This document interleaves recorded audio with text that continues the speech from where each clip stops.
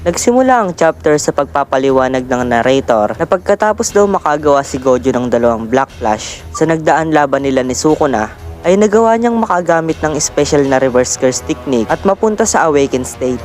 Na ganun din daw dapat ang estado ni Sukuna na dapat daw ay maaari niya ng mahil ang damage na natamo niya. Pero dahil sa sunod-sunod na Black Flash na pinakawalan ni Yuji, ay hindi magawang makabalik ng reverse curse technique niya. At nabanggit din ng narrator na tinamaan ni Yuji ang mismong pagitan ng soul ni Megumi at Sukuna. At sa sumunod na panel ay gumawa si Sukuna ng isang nakakabiglang hakbang na malamang ay gumimbal sa lahat. Dahil nag-activate na nga siya ng domain expansion at hindi basta normal na malevolent shrine.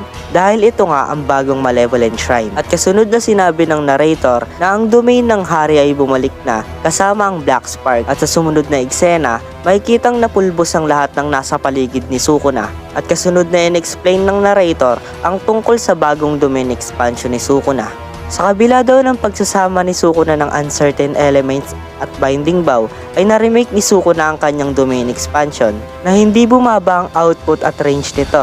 Pagkatapos na ma-experience ang Black Flash at sa sumunod na eksena, makikita ang flashback noong naghahanda pa sila bago magsimula ang laban. Na-mention naman ni Hakari na importante daw na matutunan nila ang RCT para makatagal daw sa laban. At sumagot naman si Choso na kung RCT lang daw ang pag-uusapan, ay sigurado daw siyang magagawa yun ni Yuji. Na ipinagtaka naman ni Yuji kung paano. Tinanong ni Choso ang mga nakakagamit ng RCT kung paano daw ba nila nakakompensate ang dugo kapag nagre-regenerate sila ng katawan. Na hindi naman nasagot ni Hakari at Yuta.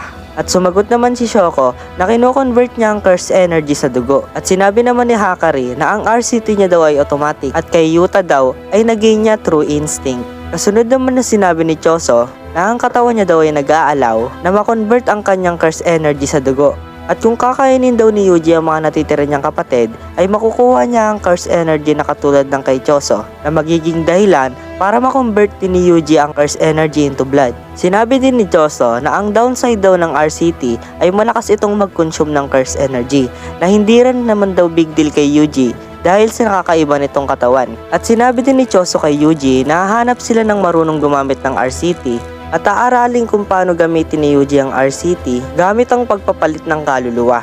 Meaning guys, confirm nga sa pamamagitan ng curse energy ni Yuji ay kaya niyang makipagpalitan ng kaluluwa sa magkaibang katawan. At yun ang ginamit niya upang matutunan agad ng mabilis kung paano gamitin ang reverse curse technique. At kasunod na nagsalita naman si Kusakabe na simula nang ginamit ni Sukuna ang katawan ni Yuji ay nagkaroon ng access si Yuji na magamit ang curse energy ni Sukuna. Kaya malamang nga daw ay naaalala ni Yuji ang curse technique ni Sukuna. Kaya naman naisip nila na bakit hindi daw nila gamitin ang ability ni Yuji na magpalit ng soul para matutunan ng RCT. Makikipagpalitan daw ng kaluluwa si Kusakabe kay Yuji habang sa katawan ni Yuji ay i-imply niya dito ang basic manipulation ng curse energy at simple domain. At sinabi naman ni Yui na pag-isipan daw nila ng maigi kung kaninong kaluluwa makikipagpalitan si Yuji dahil napakaikli daw ng isang buwan na training na sa isang buwan ay maaaring 2 beses lang silang makapagpalit ng kaluluwa upang magsanay. At back to the present, makikitang nasa loob si Yuji ng domain expansion ni Sukuna at makikita na ginamit ni Yuji ang new shadow style simple domain upang i-counter ang domain expansion ni Sukuna. Napansin naman ni Yuji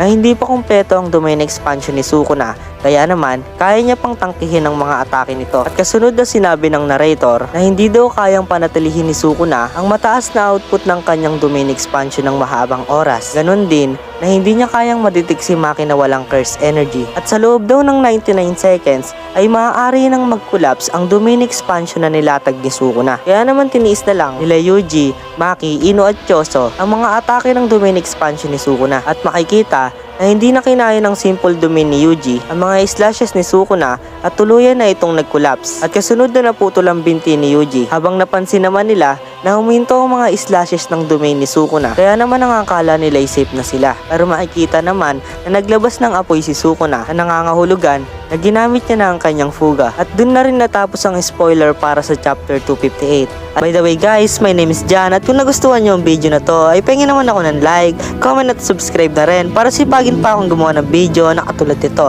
Maraming salamat!